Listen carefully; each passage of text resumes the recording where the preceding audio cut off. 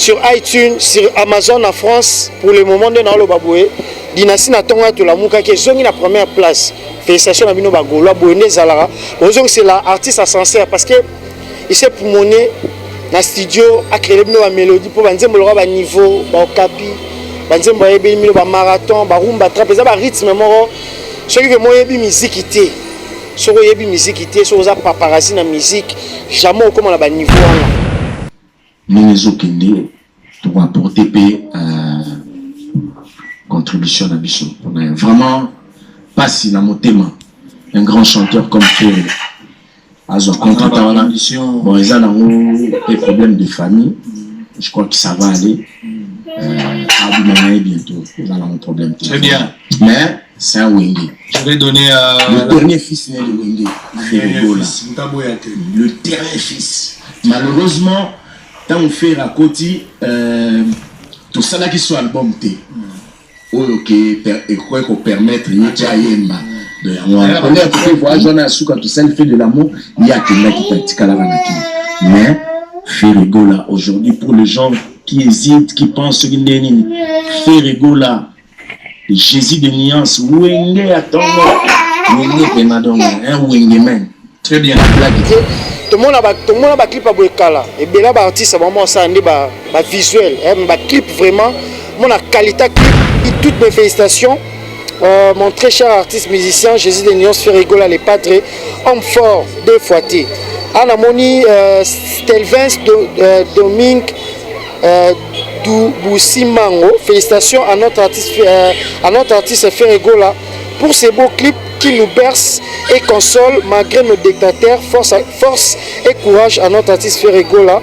Nous sommes tous des cœurs avec toi dans les pensées et surtout dans les prières. Que Dieu te soutienne et te donne la force de surmonter toutes ces épreuves aussi difficiles. C'est papa chéri, à tout cas, tu as débat le dire, 5e génération, Zate, Ferrigola, 4e génération, Yopé, 4e génération, Nani, tout le monde, 4e génération, Ngate, papa chéri. Donc Ferrigola, Zana, Ayema na Wenge, Débé Sili, papa chéri a confirmé.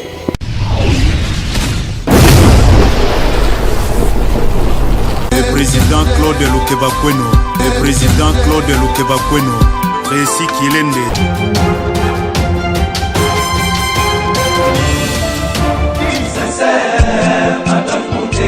Claude Lukebakweno, Claude Lukebakweno.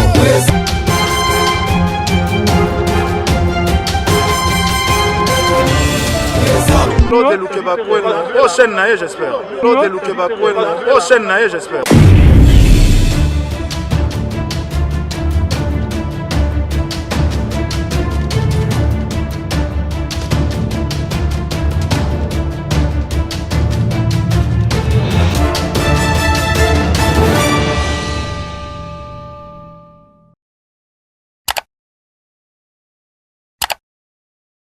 Voilà, salut à vous fidèles internautes qui sont branchés en ce moment dans CLTV. Claude Lukebakweno TV, c'est toujours moi, votre humble serviteur, l'être cas de la presse, Yannick Kabou, tête bien faite et non bien pleine. Dans le souci toujours de vous égayer, de vous informer, de vous divertir, dans le souci de le faire.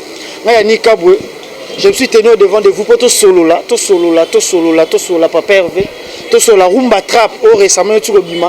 N'a dit que Gauloise, gladiateur, mélomane la bonne musique, boyamero kitoko. Ma félicitation à Bino, là j'ai dit directement merci.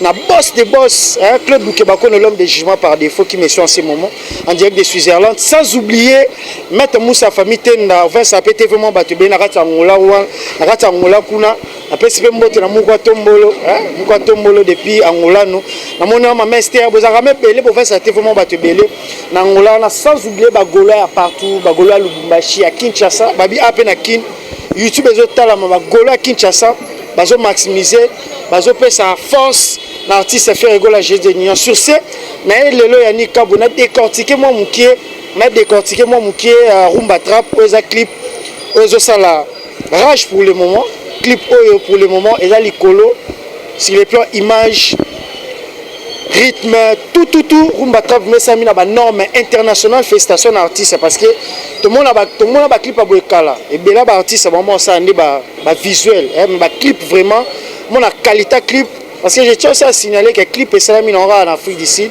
Au monde Justin Campos, il y a Mtasali Biso, Asali Biso Royaume Kunga, il y a Mtasali Mundelewana, il y a Mtasali Rumba Trap. Vous avez Rumba Trap, vous avez un audio. Mais par rapport à l'audition, si vous avez Rumba Trap dans l'audio, vous avez une vidéo, c'est moi, moi différence parce que l'image est à la vitesse, l'image est à sous ses langues. Ne peut pas vous sentir habillement propre, à la simple mais bien, vous sentir paysage, vous sentir lieu, clip vraiment c'est impeccable. Félicitations à l'artiste Boende Zalara, artiste a mis cet album et puis à ça la clip à Kitoko. Donc le lot moi quelques commentaires sur YouTube, avis à public, avis à Bagolois, avis à Méloma la bonne musique parce que Rumba Trap les yeux comme à Congo, les yeux comme à Cameroun, les yeux comme à France, la Belgique, par-ci par-là. Parce qu'il y a mis la langue de Molière, Boende Zalara, Papa Hervé. Toi, ça qui dit là. Merci beaucoup, la GMA qui est derrière la caméra. Merci beaucoup à tout le monde. Yannick Kabonabino. Nathalie Bamassé Belé, Basali promotion. Nandenge la bango sali bien. Rappelez Yannick Kabonaba qui n'est pas sur la bino bagolois. Donc, Rumba Trap a déjà la Ferrego la TV officielle. Betika Ferrego la TV officielle sur YouTube. Au moins, on a clip par Rumba Trap. Déjà, Natala Kiango, Lelo na 12 heures, il y a plus de 250 000 vies. Il est au moins à Bongo. Tout ça, l'effort. Tout le monde qui passe à la biso, Moïse Mbi, réserve de l'Éternel, passe à Bagène, il y a bété on a 5 jours. Royaume Kunga, tu bété 1 million na 8 jours. Rumba Trap, tu bété 1 million na 4 jours. Dès que c'est Instagram, mon Instagram déjà, il est déjà 1 million. Tu bété on a 4 jours. C'est tout ça la volonté. Nabi que vous avez vraiment la volonté. Papa Vazate, vous l'acceptez preuve, il y a amour. Sur iTunes, sur Amazon en France, pour le moment de Nalo Baboué, Dynastie Natonga to la Mouka qui est la première place. Félicitations à Bino Bagolo, Boene Zalara. C'est l'artiste à sincère parce que il s'est poumonné dans le studio, à créer une mélodie pour que le niveau, le capi, le marathon, le rumba trap, le rythme, ce qui est musique. Si vous avez musique, si vous avez paparazzi dans la musique, jamais comme on a un niveau. Parce que mon Rumba Trap, c'est pas du zouk, mais c'est de la Rumba Trap. Pourquoi Rumba Trap est bien en avance? Rumba Trap est bien en avance parce que vous avez lelo, Nambo Kanabiso, Tobanda Robeta Rumba, depuis Sera la vie Nabiso, Grand Calais, lelo, Rumba, Monisco a prôné Rumba comme patrimoine immatériel. Ils ont reconnu en fait dans le monde entier comme patrimoine immatériel. Ils ont occupé SAP et ils ont reconnu là comme patrimoine immatériel. Donc voilà. Sur ce, Ferrego l'a puisé quand on a fait Rumba, on a fait Calais, Beta, maintenant on a dévié fou, Mutandu, Balobi, jeune homme, ma ba Congo la rata Mbanza, grand pote dévié fou. Donc Gaulois, directement mon vieux Yannick Loua, vous avez même belé. Mon vieux Béra de presse des Amunda, maître de l'air, maître aussi carapé petit nanté. Vous avez toujours un derrière artiste Ferrego la geste d'ignorance qui se porte à merveille. Pourquoi la vie Ferrego la se porte à merveille? Parce que tout le monde a Ferrego la tête, qui peut l'en en rimer. Parce que jusque-là, bon, on a monité. Ferrego la zate, mais Moussa les autres salema, bureaux de travail, Aya Vita, mon vieux Cordo Picasso, DG Polo, mon vieux Pichou Botoko, répétition déjà lobby. Nous tous lundi, lobby mardi, tous à la ND3. Artiste déjà bakangi ba sing again, bakangi déjà ba dose unique, bakangi ba okapi, banzembe koti. Je pense que esika Ferrego laza parce que na temps boenda artiste soit là qui sa rage, artiste a vraiment appelé na rage ya chana ninga dégâts. Bobi Ferrego la route bota mana rage. N'est pas ça un peu mis à part na bengo bongo parce que tout le monde a été pour le moment il y a ni comme na ouais cette information pour la moni côté moroté que non voilà. Mais ce n'est pas important aujourd'hui, les lots, Teto Lobela, Rumba Trap, vraiment, il faut féliciter Bagolo, la Ndenge Boyambi, Rumba Trap, et ça là bien, c'est pour maximiser le visionnement, encore plus, pour maximiser, ça là bien, tant que c'est 10 jours, les Bossala n'a ça bien, déjà, Rumba Trap, qualité clip, qualité Nzembo, donc, et Balani, donc, Ferrego là, à Betty soit bien, puis pour la bateau, au place Moroboé. Bon, on est dans la bateau, des tracteurs, bayaka, bamema, baoulukela mutu ba erreur. Ata muta sali bien, mozo lukela erreur. Bon, on est Rumba Trap et bandeti souka. Quand même Ferrego la peu français té. Ma MBP français a bien. Ce total parmi artistes de la génération. C'est papa chéri, ati okata débat le bien 5e génération ezate Ferrego la 4e génération Yopé 4e génération oh nani tout le monde 4e génération ngate papa chéri donc Ferrego la zana ayemba na wenge débé sili papa chéri a confirmé lelo Ferrego la esprit wenga zo continuer nango parce que ce boyoki album o dynastie opé na reprofiter na occasion na fester soubino ba gaulois vraiment ba gladiateur ba gauloise bozo laksa vraiment papa Hervé preuve d'amour ke bolinga ke mingi la tota ko kita na Amazon mais lelo la tongo to lamuki dynastie premier na Amazon na top vente déjà na iTunes dans les bons toza toujours wana donc ezala na te dans l'album o ya Congo dynastie comme teza wana si je m'abuse dans l'année là on malo na tongo dynastie ka ne teza album sous ce même ba février monsieur bien année passé vraiment na iTunes ezate na Amazon ezate na Deezer ezate félicitations artiste félicitations pe na bino ba golo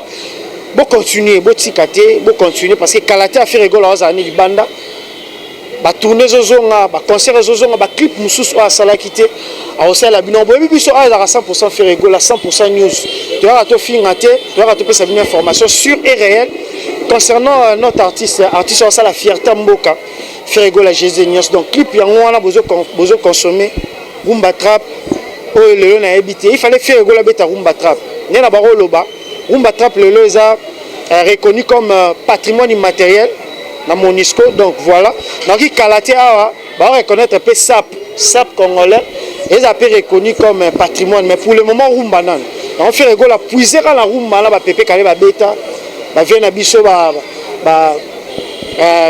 vient na biso ba madilu ba beta ba vient na biso belé ba papa wemba boyebinde ba beta rumba fait rigoler puiser wana lelo bimi na rumba trap donc on y mo préciser abi c'est pas du zouk mais c'est de la rumba trap rythme nango style wala memi eza originalité parce que notre artiste c'est pas un suiviste en fait Ferrego la créara c'est un créateur a créé idéologie na odemba liboso ba Ferrego la mba roi Carlito c'est beau remarquer lelo Ferrego la donc hein en nageant la voix félicitations à l'artiste parce que jusqu'au jour d'aujourd'hui tout le monde pas artiste monté azako imiter Ferrego la parce que Ferrego la chaque album a changé sa façon de chanter chaque album ayaka na style mususu ne bomoni dynastie pourquoi dynastie jusqu'à là toujours premier pourquoi dynastie na album ezotekama surtout tangi 10 albums à artistes c'est différent au monde dynastie so tangi 20 30 50 na top 100 pourquoi je résister c'est parce que monotonie d'abord premièrement monotonie zate ceux qui signent again et kokana dose nikte ceux qui okapi et kokana na marathon te donc ainsi de suite. Oh là là, ça c'est pas du zouk, c'est de la rumba. Tra. Oh là là, tu confonds les pas chez nous, on danse, c'est la rumba. Tra. J'espère que tu sais lever. Bah gola bo kende bo police à YouTube. Ah on est oye bah vraiment que bon artiste artiste aza moi qui est empêché to bien en bongo na terme normal parce que artiste a souvent empêchement. Ferrego la zuma empêchement mukie par rapport à maman eza privé à famille Kalaté aux alibanda na temps on est au pouvoir artiste que non sincèrement vous l'aimez énormément vous l'aimez na motema na bino bolingaka bozong sango bozong selaye yango na ba stream na bino sur iTunes sur Deezer sur Amazon ko bossa na te yo non s'abonner na page artiste c'était Ferrego la TV officiel sur YouTube que nous s'abonner non s'abonner te na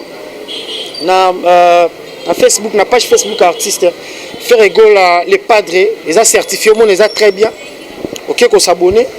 Na Instagram artiste parce que kunande bozo ba news il y a solo bino mo boyebi mpepe oyo Ferrego la otuko lekisa dénigrement par-ci par-là au finga et par-ci par-là mais nga elianika boyebi nde tokenda lango na minute to na promo dynastie na minute ba dictateur tant que Ferrego la envie bakokala bango yote mais nangi pena épinglé et là au moins mukie parce que bagola bobenga no ya nikabwe est-ce que Ferrego la betela na parler de la culture na Côte d'Ivoire té na seki parce que j'ai marqué sur la bino siko moi photo bomona Ferrego la to beton le 13 dans le 14 février parce que ça l'artiste mboka le kaki to za po tanga bakoma batuta le bike non il y a que 3 artistes congolais oyo ba beta na parler de la culture na Côte d'Ivoire il n'y a pas que 3 artistes. Hein.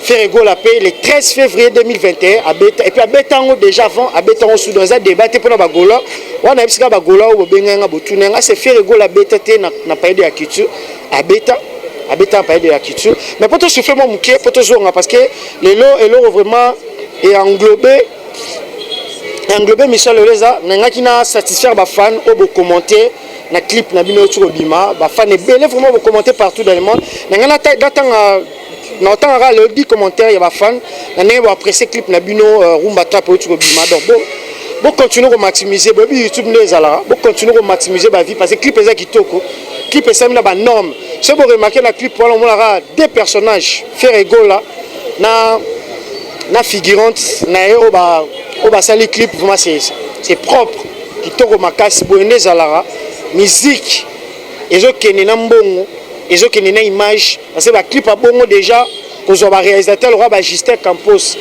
c'est pas moins de $30,000 au sentir filtrage au sentir habillement où tu as normal au sentir propre bilata la tête clip mon calé bah tu bien un clip qui est là et puis lié au va salir clip on dit lié moro isolé on dit musée artiste il faut recherche artiste il faut va clipper tout en raté vraiment Ferrego là azako qu'on rassemble la qualité on a sur félicitations naé et ça les fait bien vraiment je pense que si Kazazo c'est pe na bino ba golo na ne bozo tikaeti na ne bozo continuer qu'on soutenir déjà clip na autre le ba plus de 250,000 vues na 2 jours c'est te booster on sous titre la mukalobi et on comme appelle à 400 c'est te booster sous titre au 4e jour 800 5e jour là vous soupez 1 million donc ça on peut en moins de 5 jours plus de 5 jours et ça la mais le loming yani kabonera la feste bino bagoloise na moni mon vieux devient fumutandu balobi tonton mema ba Congo la mbanza devient fumutandu mon vieux donc depuis quelque part na minute dans la Grèce betima tout na Grèce na ninga idéologie donc voilà et pour ne pas monopoliser la parole na tous nous moi extrait au muké ya papa chéri na ndenge pe a opesa ba éloge na artiste amboka parce que belo balobi non pourquoi ba via Cla Wenge balobi moi quelque chose tie pour na petit frère na bango papa chéri répond na bible ya wele la raté déjà na ndenga cessé à soutenir petit parce que ça petit na ba tenait kazala les 30 jours mais hélas artiste épée à canagité marambo commandé babara l'homme propose Dieu dispose et ça marambo comme donc voilà tout là mon papa chéri mouké Jibé Piana va dire né concernant artiste et puis on revient juste après boucle tiens il y a eu ça peuple congolais qui Wenge Musica on est de cœur avec Ferré moi personnellement je suis de cœur avec lui je compatis dans contre-temps au Azui et dans ce solo là qui n'a Batunae, bureau Maramonso, Minezo Kende, pour apporter contribution à Bissot. On a vraiment pas si la motema, un grand chanteur comme Ferré. Azo contre bon, ils ont des problèmes de famille. Je crois que ça va aller. Bientôt, ils ont un problème. Très bien. Mais c'est un Wenge. Je vais donner le dernier fils né de Wenge. Le dernier fils. Malheureusement, quand on fait la côté, tout ça là qui soit album T. Ok, et quoi qu'on permette, il y a Yemba. On connaît que voyage on a su quand tout ça fait de l'amour, il y a quelqu'un qui pratique à la vanaki. Mais Ferrego là aujourd'hui pour les gens qui hésitent, qui pensent qu'il n'est ni Ferrego là. Jésus de nuance, Wenge attends, Wenge penadon, un Wenge man. Très bien. La blague était.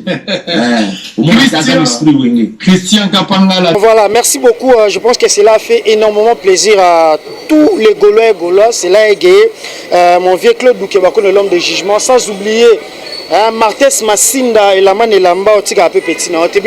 Papa chéri, Nenga Pandi concernant petit frère. Donc voilà, Wenge's esprit.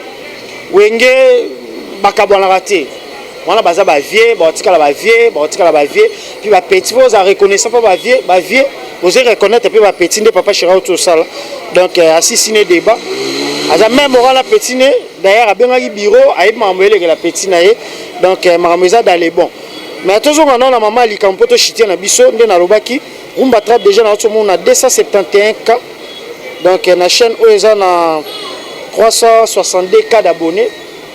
félicitations à Nabino Bafan, donc continuez à maximiser, mais dans le baki, on attend que Nabino moi quelques commentaires, moi 3-4 commentaires par rapport à Nabino Bafan, c'est aussi façon, il y a aussi c'est la Bino ascenseur car Ningezara parce que vos autres artistes c'était, vos l'un l'artiste de près, vos soutenir, vos sommet, vos streamer, vos visionner sur YouTube vraiment. Vous avez un fan formidable, vous avez vraiment un fan fantastique. Donc félicitations à Bino vraiment à Gola. Il y a à se tenir là au devant de vous. Et ça pour féliciter Bino na ndenge bozo sala na nyoso, bozo sala pour artiste na force, bozo peut artiste abimi ces clips de visionner, bozo streamer. Vraiment ça nous va droit au cœur dans nos banana. Tozana Rumba Trap déjà 271 000 vies. Pour maximiser les sous comme 1 million de les avoir même ça là bien. Il y a le padre, l'homme orchestre, l'homme chant. Courage à toi. On est ensemble. La musique RDCienne retiendra qu'il a eu un dénommé les padres qui a élaboré un album hors pair plein de belles mélodies. En anglais, c'est hors de main. Vous comprenez pas anglophone. Alors moni Raj Toto a fait ça. Il y a le bi. Toutes mes félicitations. Commentaire na combat batu oyo, commentaire na bango na Ferrego Latif officiel, commentaire na clip oyo récemment Rumba Trap, meilleur clip pour le moment. Clip lesquels on a l'état j'ai hâte. Na moni Raj Toto wa fait toutes mes félicitations. Mon très cher artiste musicien Jésus de Nyons Ferrego les padres, homme fort 2 fois T. Na moni Stelvens Domingue Boussimango, félicitations à notre artiste Ferregola pour ces beaux clips qui nous bercent et consolent malgré nos dictateurs. Force et courage à notre artiste Ferregola. Nous sommes tous de cœur avec toi dans les pensées et surtout dans les prières. Que Dieu te soutienne et te donne la force de surmonter toutes ces épreuves aussi difficiles. À la monu Alfredo Madalena, il y a le Bimukwa Tombolo. 1 Samuel 2,7, l'Éternel appauvrit et il enrichit, il abaisse et il élève. Depuis l'Angola, que Dieu soit avec vous, Jésus de Nyons. Loin des yeux, nous confessons d'Issala, loin des yeux, près du cœur. Papa Hervé, Gola, on t'aime très fort. Merci beaucoup pour les œuvres vivement. Que tu sois libre car tu nous manques beaucoup. À la monine de Jennifer BM, Ferregola, tes clips sont toujours magnifiques. Tes fans te soutiennent et seront toujours là pour toi et que Dieu te fortifie dans cette durée épreuve. Les padres on t'aime jusqu'au Gabon. Il y a des Gabonaises parce que la moni Jennifer Zakombabasi Congo Australia News. Il y a comme en anglais the only best Congolese artist who give us high quality clip. Bravo. Donc voilà. Tu me rappelles à mon mouké. Amour Ombi, Moto Ayambo. Plus rien ne peut étonner le vrai connaisseur de la musique avec toi. Un autre clip très classe. Courage l'artiste. La tempête passe toujours. Les grands noms se sont aussi construits dans les tempêtes. Tout ce qu'il y a moi des messages, moi des plutôt des commentaires. La monia de courage tout on attend déjà. Il y a commenté 2 fois. Issa Assoumani, un travail impeccable. Merci le roi défenseur de la rumba congolaise Ferregola les padres pour ces beaux clips de qualité. Merci à vous Sony Music Entertainment de l'Afrique du Sud. Donc voilà, Ndeko Sylvain Sambaya Lobby. Cette rumba trap est tellement sucrée qu'on a l'impression de planer en l'écoutant. Ferregola, c'est un ange qui chante pour les humains. Bravo l'artiste. Ndeko Pierre Chek. Tosuki Nae, Alobi, non, mais ce type connaît la musique et la musique les connaît. On a été longtemps trompé par des faux musiciens. Une très belle chanson, très mature. Bravo le padre, soit rapidement libéré. Bonis, Jansi Moulanga, Ngalamouloumé. Jansi Moulanga, Ngalamouloumé, Alobi, vraiment fier d'être fan du grand. Vraiment fier d'être fan d'un grand musicien comme toi, Papa Hervé. Vraiment la qualité des clips impeccable. Vraiment merci d'être là pour nous. Moi quelques commentaires. Il y a des fans, on a tous na Ferrego Latif officiel. Rumba Trap, Clipo pour le moment, et je fais un buzz. Clipo pour le moment, et Kanima Solo, Clipo pour le moment, ils ont l'octave, ils ont Malikolo, au toit de tous les clips. Donc voilà, faire la salle de clip à Kitoko, ma fan, besoin ça sincère, besoin streamer, besoin maximiser ma vie sur YouTube, et ça la bien. Vraiment, et engloba qui, mais tu pas clip, il y a émission dans l'élo, et là, on met engloba qui émission dans l'élo, il y a qui vraiment la communiquer. Va communiquer dans Bino Bagolo, tout sur ces clips, aussi récemment, pour maximiser, tu en as besoin 1 million, plus de 1 million dans moins de jours, pour que ça artiste s'est relancé dans le clip. Vraiment tout au long de cette émission, tout ça les gars, promotion, parce que vous avez toujours en mode promo, dynastie, vous avez toujours en mode promo, il y a des clips promotionnels, ils ont bima, tu as dans Royaume Kunga, tu as déjà, ils ont qui vers 1 million, félicitations, Bagolo, au tali, au tali, Rumba Trap, au tali koyeba mukie, au tali Rumba Trap, Jean Ezabongo, donc toza kuna marambute, toza pe la tante. Kana na bino boza nango, bo laksango bo laksamo na bino, bo maximiser, bo somba artiste. La futilité inutile, ba clash inutile, ba émission inutile, genre clash ko finga ou bien Rolanda ba finga ki papa Hervé, pourtant que apprenant comment na Jésus, bo yebi pe histoire à Jésus, ba au finga ka ekara. Donc biso toza focaliser na album.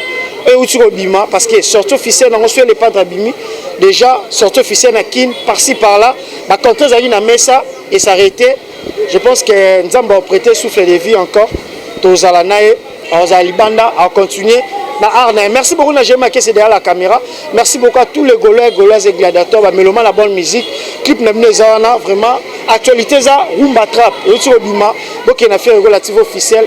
Donc, net na jour on a talent depuis de 30 fois. Yo pe ndeko sala bongo. Et ça a une façon à eux, raison que c'est artiste à sincère. Donc voilà, merci beaucoup.